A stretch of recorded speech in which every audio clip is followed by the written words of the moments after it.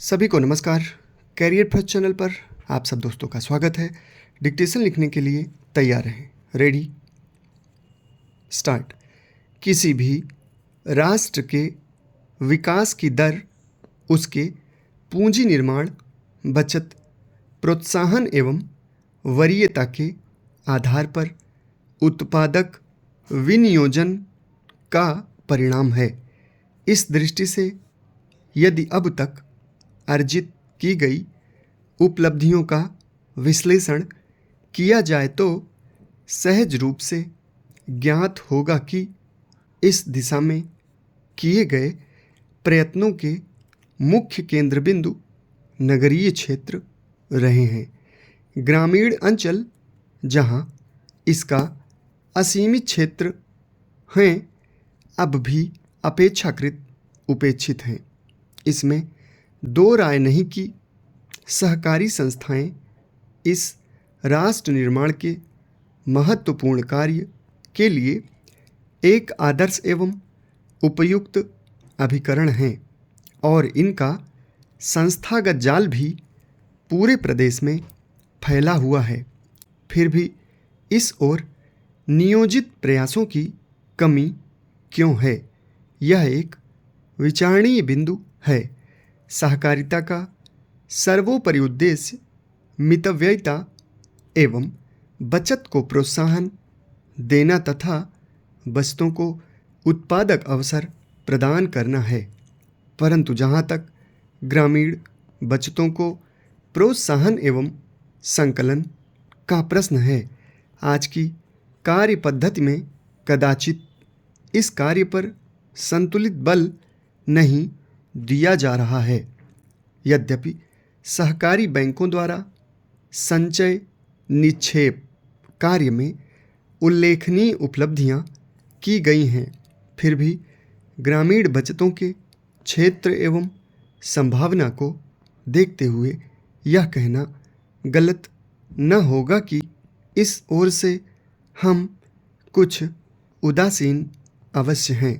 बचतों के संकलन एवं निक्षेप संचय के कार्य की आज की पद्धति का यदि हम विश्लेषण करें तो पाएंगे कि यह व्यवस्था ग्राहक जमाकर्ता के पहल पर आधारित है, जबकि इसे संस्थाओं के पहल पर आधारित होना चाहिए।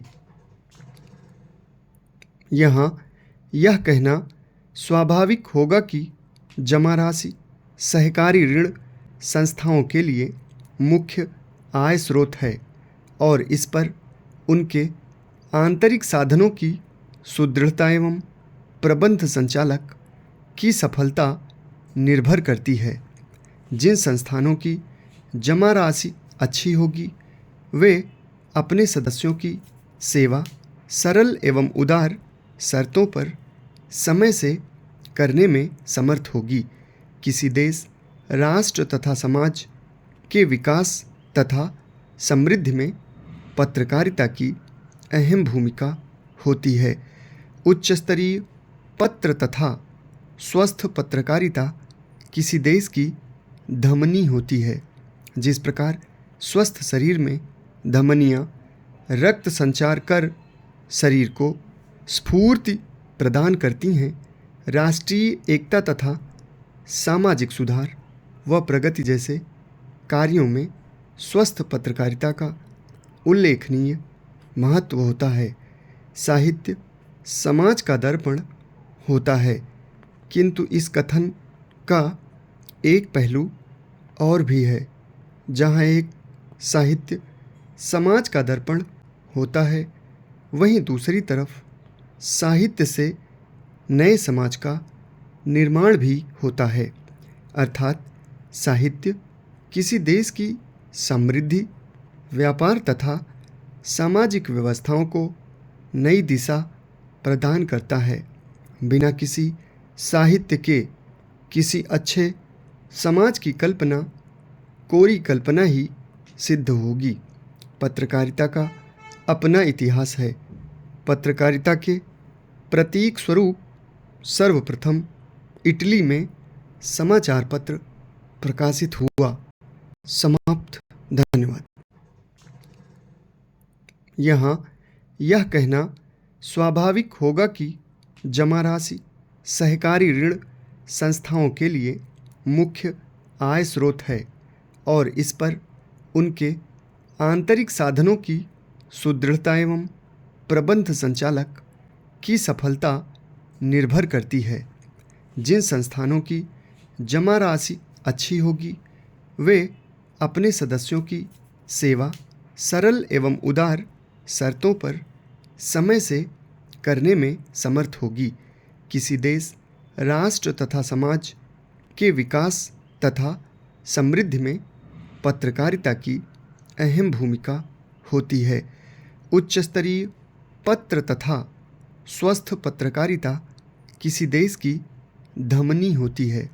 जिस प्रकार स्वस्थ शरीर में धमनियाँ रक्त संचार कर शरीर को स्फूर्ति प्रदान करती हैं, राष्ट्रीय एकता तथा सामाजिक सुधार व प्रगति जैसे कार्यों में स्वस्थ पत्रकारिता का उल्लेखनीय महत्व होता है।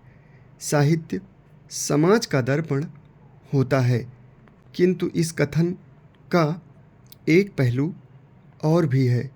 जहाँ एक साहित्य समाज का दर्पण होता है, वहीं दूसरी तरफ साहित्य से नए समाज का निर्माण भी होता है। अर्थात साहित्य किसी देश की समृद्धि, व्यापार तथा सामाजिक व्यवस्थाओं को नई दिशा प्रदान करता है। बिना किसी साहित्य के किसी अच्छे समाज की कल्पना कोरी कल्पना ही सिद्ध होगी। पत्रकारिता का अपना इतिहास है।